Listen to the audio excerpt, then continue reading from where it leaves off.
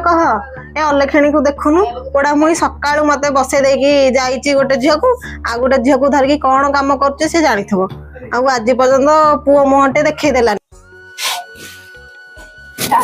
माने लटके मो झियो को धरथिलो मो घर काम सा देकी आसे बोला मला मु धरिची गोटे को आ गोटे को आनके एठी थौछु कोन मु कोन बसी परिबिनी टिके रे हाउ सी एडी खेलु थाउ तम दाउडी ओनै थाउ मो घर काम सारी के आसे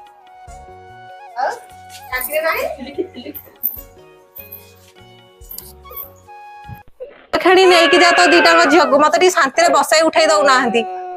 दिन राति खाली आनिके दीटा झियो हेलो कोन करछ जानचो मां सब बेला खाली कहउचंती कि दीटा झियो जन्म करछु पुओ देलुनु बोली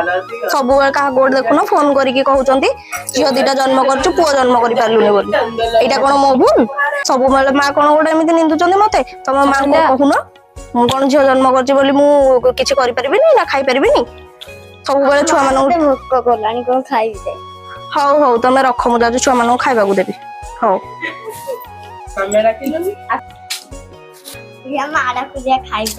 बोला लो मोर मरि जाउछ मु त 9 बजे छतुन को खाइ पई बाहाला गाळो आसला दिन रु पचारु नै आज पचारुची नातुनी हाथ रे पठे कि जा खाइबू कथा कहलो मां मु तुमको कोन खाइबा को डाकेनी आ तमर काम रे कोदिन कोन असुविधा करछि ना तुमको खाइबा को देनी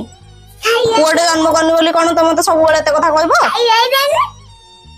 नाती खंडे समस्त कर देखलु नाती गोटे गोटे रखिछन्ते केते खुशी होसने मो भाग्य रे से सुख काई वो माने आजकल जा कर पनाते झियो माने करछन तुम सब बेले खाली नाती खोजु थाओ नाती के बस पाइले हबनी तो झियो मान को धरके बसिता तू मो सासु भली आपन सासु माने जदी एमिति कहउचंती कि एमिति झियो मान को निंदा करूचंती से केवल नाती खोजुचंती